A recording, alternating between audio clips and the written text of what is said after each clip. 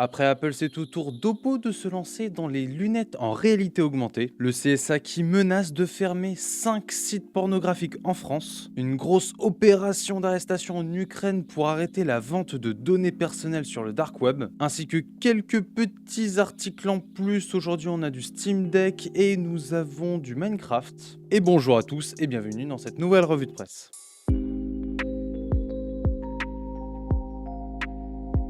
Et nous commençons comme promis ces actualités avec les nouvelles lunettes de réalité augmentée d'Oppo. Depuis plusieurs années, on entend souvent parler de lunettes de réalité augmentée. Certains géants comme Meta, Microsoft, Xiaomi et selon les rumeurs Apple sont convaincus que dans le futur, tout le monde portera des lunettes connectées. Et le moins que l'on puisse dire, c'est que la technologie avance très vite parce que Oppo propose un produit qui aujourd'hui ressemble enfin à de vraies lunettes de lecture normales. En effet, les Airglass sont au départ des lunettes sans réalité augmentée.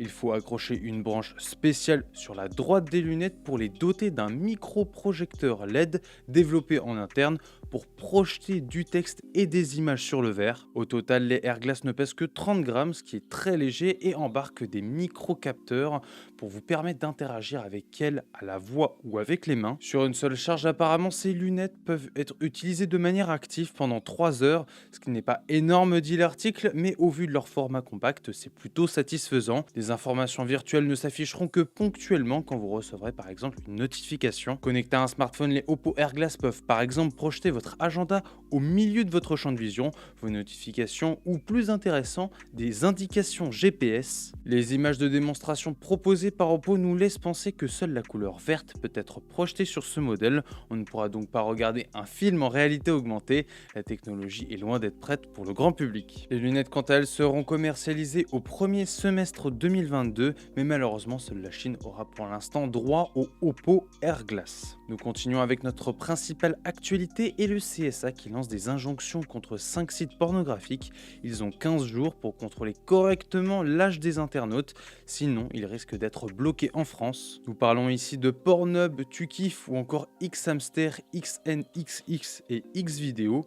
Il leur est demandé de se mettre en conformité de la loi d'ici 15 jours, c'est-à-dire de mettre en place, je cite, des mesures concrètes afin d'empêcher l'accès des mineurs à leur contenu. La simple déclaration sur l'honneur indiquant que l'on est majeur est largement inefficace pour filtrer les mineurs. S'il est prononcé, le blocage de l'accès prendrait vraisemblablement la forme d'un blocage par DNS qui consiste à empêcher un internaute d'accéder à la ressource qu'il demande. Autre levier à disposition du tribunal est la possibilité d'exiger des moteurs de recherche comme Google, Bing, Quant ou encore DuckDuckGo de tout simplement déréférencer ces sites de leur index. Le problème en fait dans cette histoire pour les sites pornographiques, c'est que la loi ne spécifie pas quel est le bon moyen de vérifier l'âge des internautes, c'est tout simplement au site de se débrouiller pour rentrer dans les clous de l'article du code pénal. Autre problématique pour ces sites pornographiques, s'ils doivent vérifier l'âge des utilisateurs arrivant sur leur site internet, ils doivent aussi respecter la RGPD dans le cadre des différentes directives mises en place par la CNIL. Nous nous retrouverons donc dans une situation où des sites pornographiques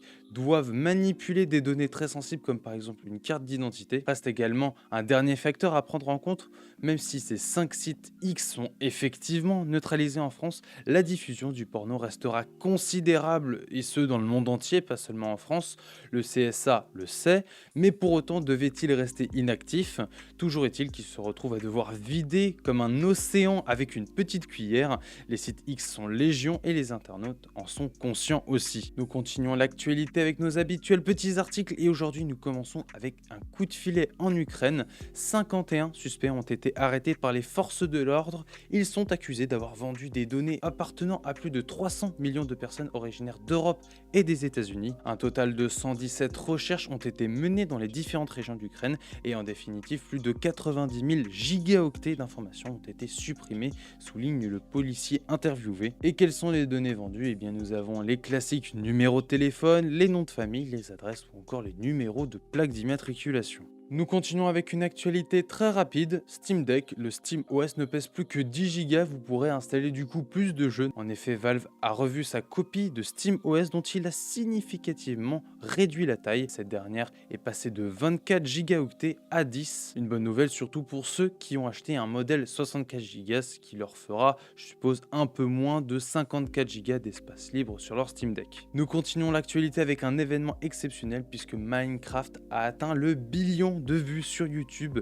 1000 milliards de vues pour être précis. Et le plus fou dans tout ça, c'est qu'il a fallu environ 8 ans à cette communauté pour générer 500 milliards de vues, mais seulement 2 autres environ pour doubler et atteindre le billion. Et nous terminons l'actualité avec Twitter qui débarque avec un système de sous-titrage automatique. Dans un communiqué publié hier, le réseau à l'oiseau bleu a annoncé que cette fonctionnalité sera déployée à la fois sur iOS ainsi que sur Android, et ce dans plusieurs langues dont le français. Ce nouveau système comporte cependant des limites non négligeables. Pour générer les sous-titres, Twitter réalisera une nouvelle étape de traitement au moment où la vidéo sera mise en ligne sur le réseau social. Cela signifie que les vidéos déjà mises en ligne avant la date butoir ne seront pas concernées par les sous-titres. C'est marrant de voir que YouTube, lui, hésite à virer ses sous-titres de ses vidéos, et t'as Twitter qui rend son site de plus en plus accessible avec cette nouvelle fonctionnalité. À croire que YouTube a vraiment pas envie d'être périn sur l'avenir. Enfin, et c'est sur cet article que se termine cette revue de presse. J'espère que les actualités vous auront plu. En attendant, nous on se retrouve demain pour une nouvelle revue de presse. Salut!